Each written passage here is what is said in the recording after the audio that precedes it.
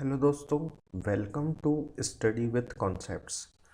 देखिएगा, जैसे कि अभी यहाँ पर हमारे रेलवे के जो एग्ज़ाम्स चल रहे हैं उसमें यहाँ पर मैथ्स के कुछ ऐसे क्वेश्चंस, नए क्वेश्चंस आए हैं जो कि आपको जानना काफ़ी ज़रूरी है, क्योंकि आने वाली जितनी भी शिफ्ट्स हैं, है ना, उसमें आपको यहाँ पर इस टाइप के क्वेश्चंस ज़रूर देखने को मिलेंगे।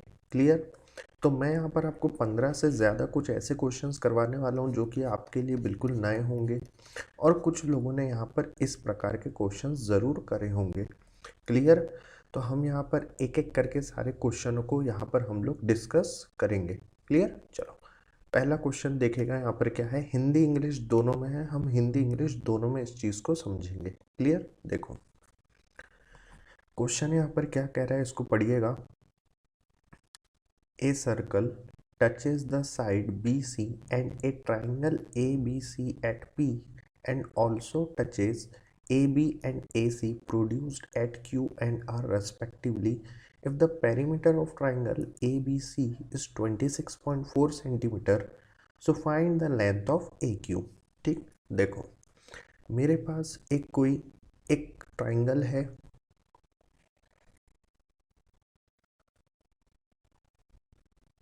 ये है A, ये है B, ये है C।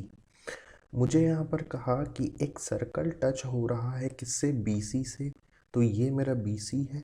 यहाँ से मैंने एक सर्कल टच किया और यहाँ पर AB और AC से एक लाइन प्रोड्यूस्ड हो रही है Q और R। तो मैं यहाँ पर ये AB है, यहाँ से मैं एक लाइन ऐसी टच करवा रहा हूँ, ये ऐसे टच हो रही है। ठीक है, रुको मैं एक बार इसको अच्छे से बना देता हूँ ताकि आप लोगों को चीज़ें क्लियर हो। इस सर्कल में दोबारा अच्छे से बना देता हूँ।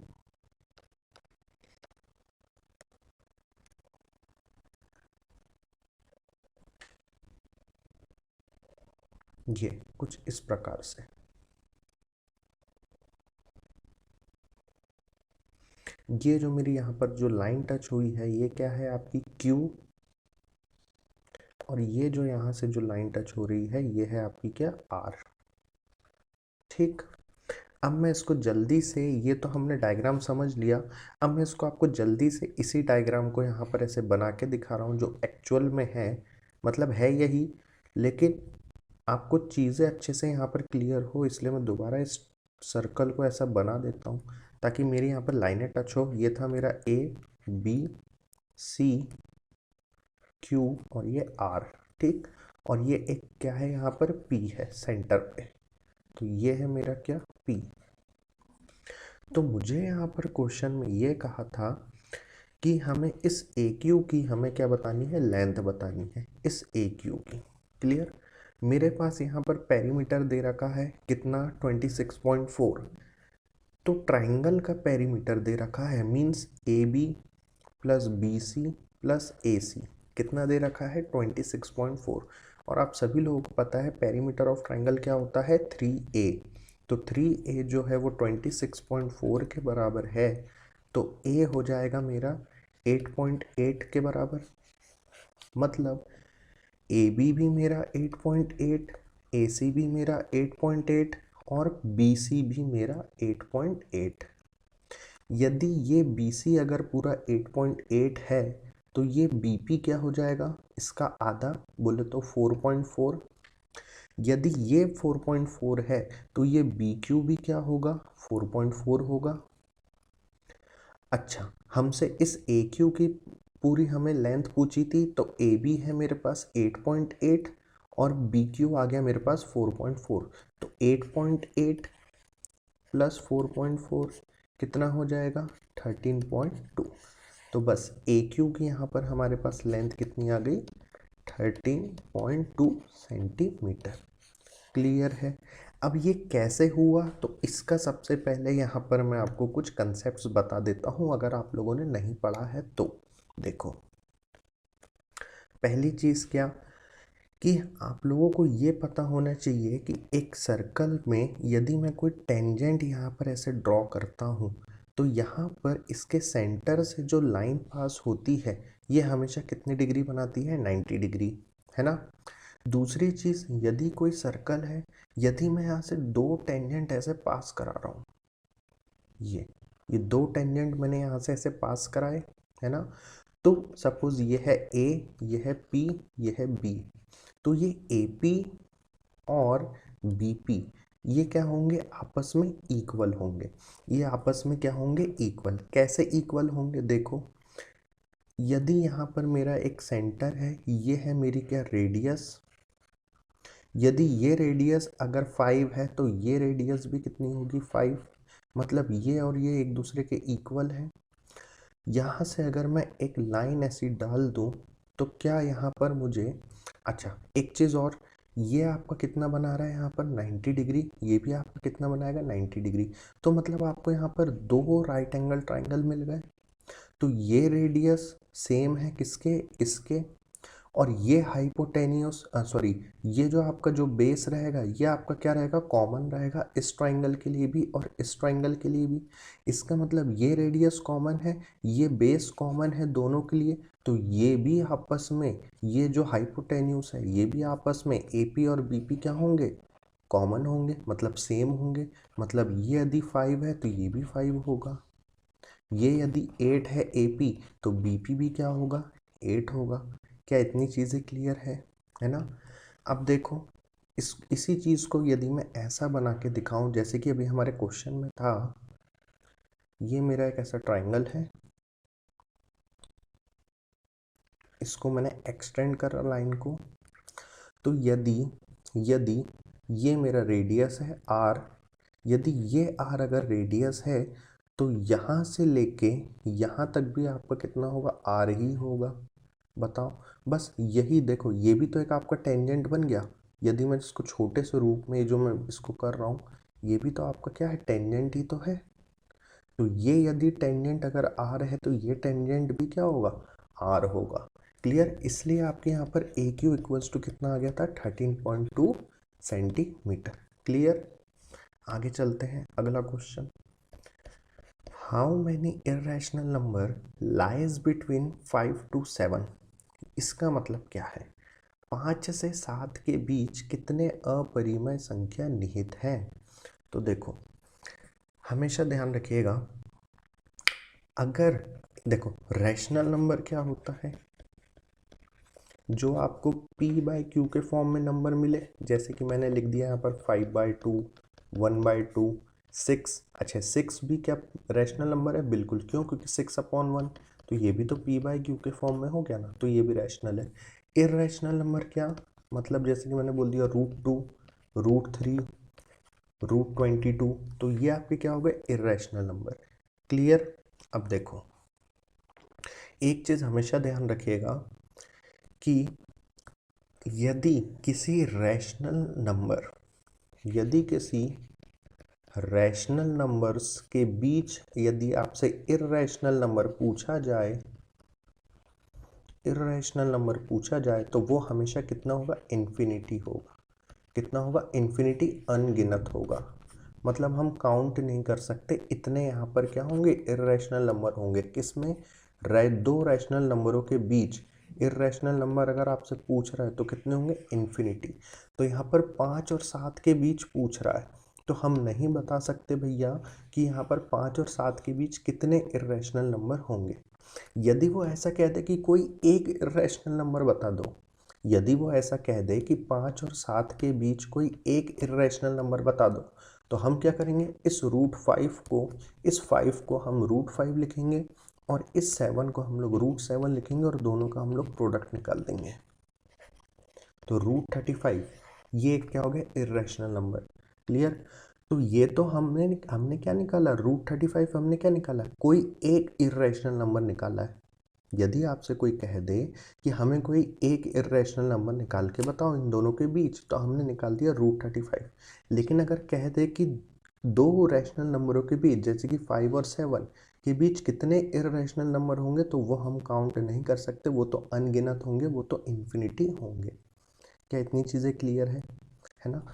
एक चीज़ यहाँ पर ध्यान रखिएगा कि कभी भी अगर आप किसी रैशनल नंबर को इर्रेशनल नंबर से मल्टीप्लाई करोगे तो हमेशा आपको इर्रेशनल नंबर ही मिलेगा।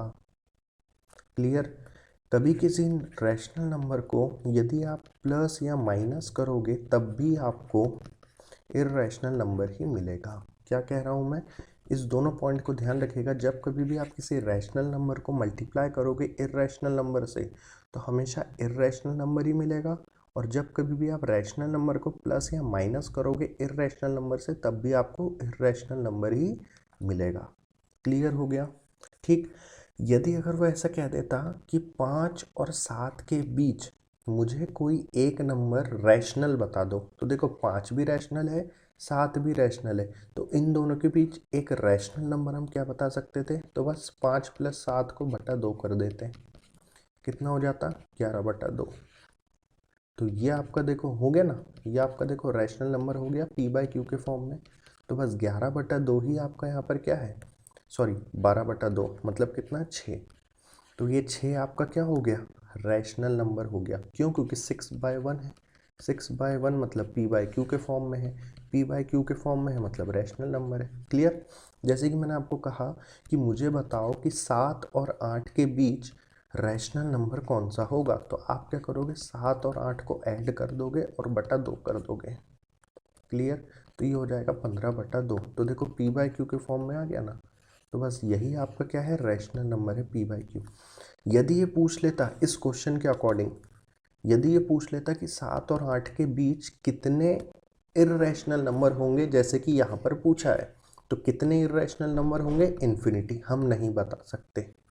दो रैशनल नंबरों के बीच यदि आपसे कोई एक इर्रेशनल नंबर पूछ रहा है कि कितने इर्रेशनल नंबर होंगे, तो भैया वो तो अनगिनत होंगे।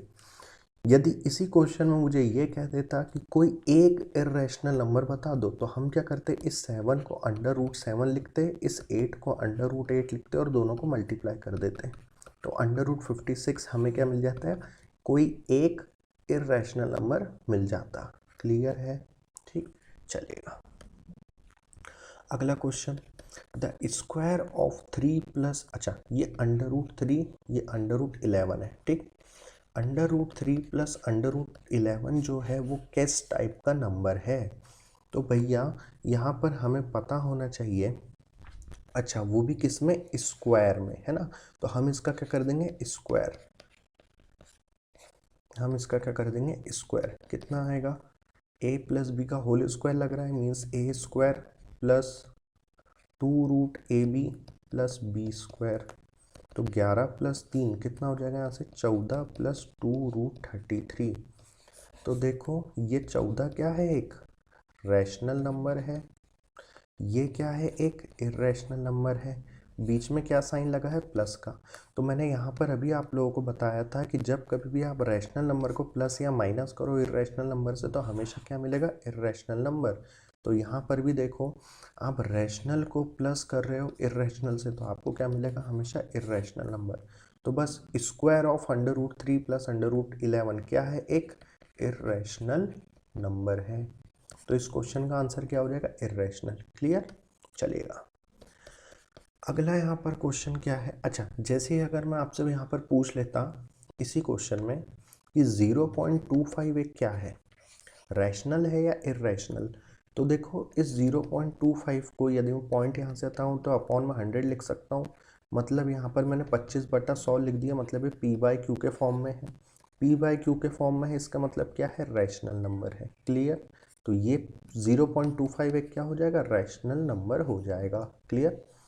अगला क्वेश्चन देखिएगा, x-1, अच्छा ये मॉड में है। ठीक, x-1 मॉड में है, then equals to 0, then how many positive values of x are possible? मतलब कितनी पॉजिटिव वैल्यूज पॉसिबल है x की।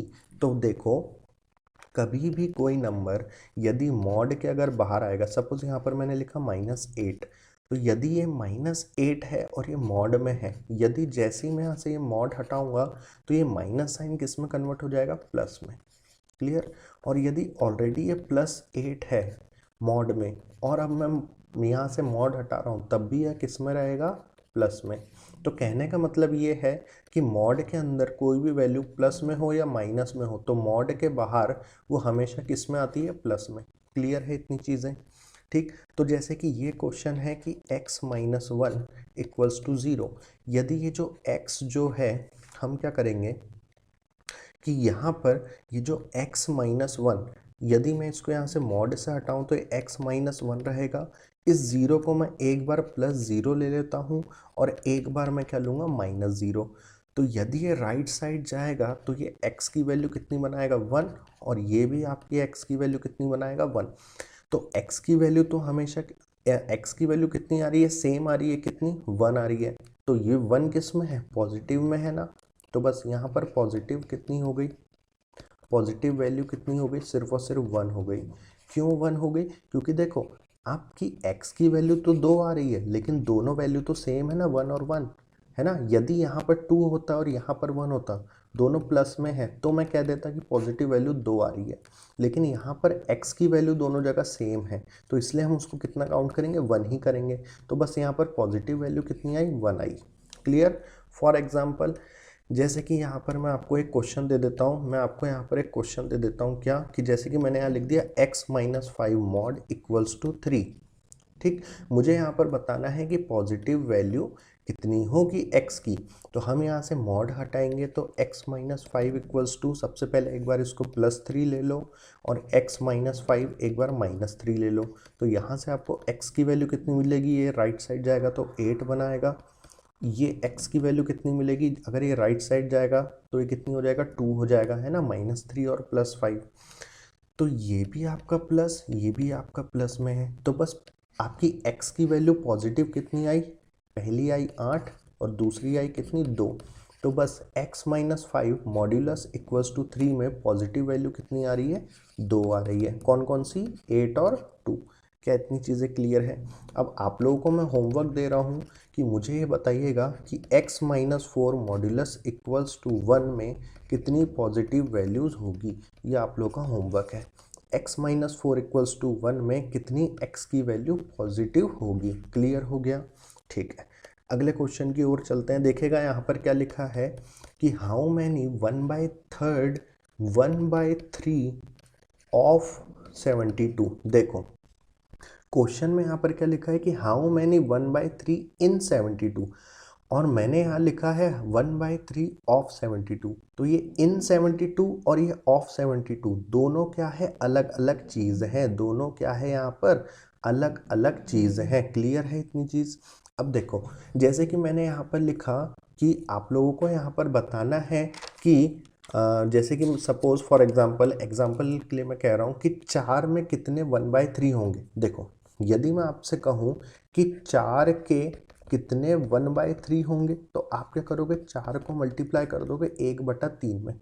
लेकिन मैं आपको कह रहा हूँ कि चार में कितने वन बाई थ्री होंगे, तो ये के और में, ये ऑफ और इन में अंतर है। ये ऑफ तो आपको पता है कि आपको इन दोनों के बीच मल्टीप्लाई करना है, लेकिन ये इन का मतलब क्या होता है, ये समझो। सपोज मेरी एक लाइन है, मैंने यहाँ लिखा 0 1 2 3 4। ठीक, तो चार में कितने वन बाई थ्री हैं, कितने वन बाई थ्री हैं, इसका मतलब क्या कि टोटल है मेरे पास तीन, और पार्ट कितने हो रहे हैं इस तीन के, एक एक एक एक। मतलब अगर मेरे को एक एक पार्ट के कितने बनाने हैं, तीन बनाने हैं, तो मैं कैसे बनाऊंगा, एक एक एक, तभी तो तीन बनेंगे, है ना। यदि मैं यहाँ पर 2/3 लिख देता तो मैं टोटल इस थ्री को, टोटल है मेरे पास थ्री, तो मैं इस टू को फिर यहाँ कैसे बनाता, एक बार टू करके एक बार वन करके, है ना। तो यहाँ पर देखो टोटल मेरे पास है तीन पार्ट। ठीक, और हमको बनाना किस में, एक एक में। तो यहाँ पर ऐसे कितने तक बनाने हैं, चार तक बनाने हैं, मतलब यहाँ तक।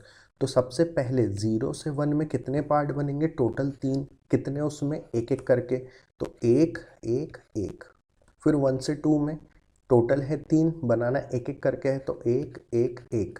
यहाँ पर भी एक एक एक एक एक एक, तो टोटल कितने पार्ट बन गए, तीन, तीन 6, तीन 9 और तीन 12। क्लियर हो गया?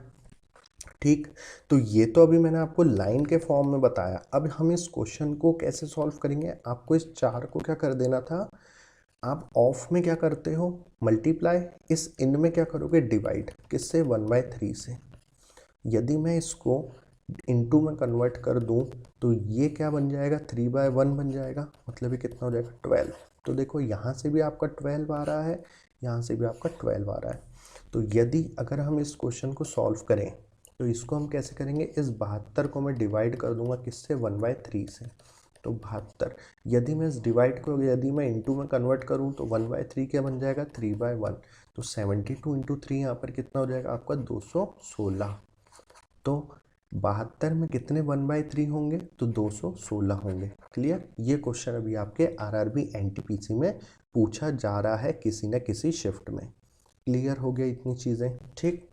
अगले क्वेश्चन की ओर चलते हैं। अगला क्वेश्चन क्या है, एक काम करेंगे हम, इस वीडियो को, हमारे जो 15 से ज़्यादा जो क्वेश्चन है इसको हम लोग 2 पार्ट में बना लेंगे, है ना, 2 या 3 पार्ट में, है ना। तो छोटे छोटे पार्ट्स रहेंगे तो आपको देखने में भी थोड़ा सही लगेगा। क्लियर। चलो तो देखिएगा यहाँ पर नेक्स्ट क्वेश्चन क्या है, देखो, देयर इज अ, एक संख्या 14 को उल्टा करके उसमें से यदि मैं 14 को माइनस करूँ, ठीक। देखो क्या कह रहा है, एक ये संख्या है मेरे पास कितनी, 14, ठीक। संख्या है मेरे पास ये 14, यदि मैं इसको उल्टा करूं तो 14 का उल्टा 1, 4 का उल्टा क्या हो जाएगा, 4 1, है ना। और उसमें मैं क्या कर रहा हूँ, 14 को माइनस कर रहा हूँ, है ना। मतलब देखो इस 14 का जो उल्टा हुआ वो कितना हुआ, 4 1।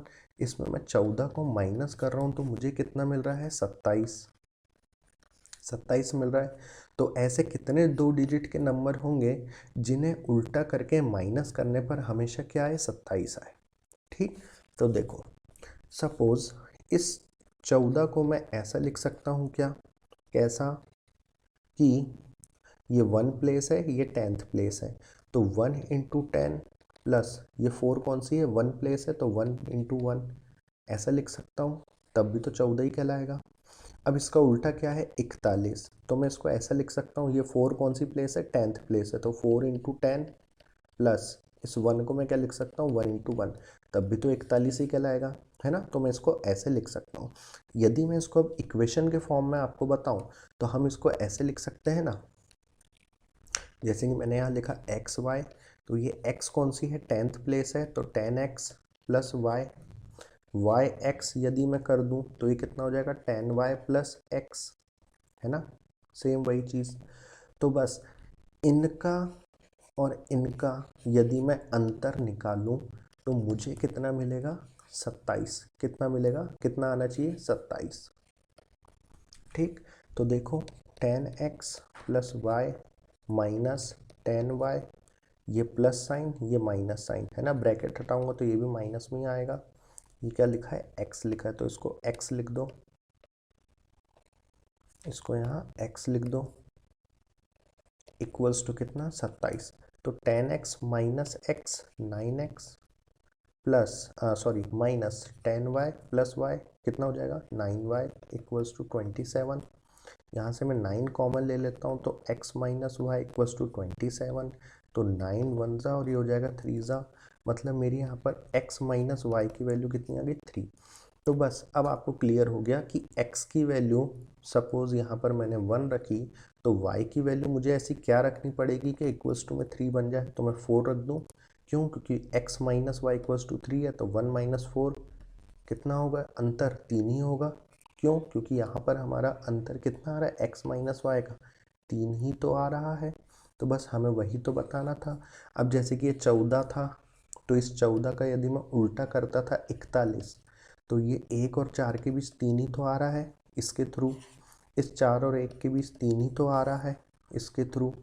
तो पहला हो गया 1 और 4, दूसरा हो जाएगा 2 और 5, तीसरा हो जाएगा कौन सा, 3 और 6, फिर उसके बाद 4 और 7, 5 और 8, ठीक।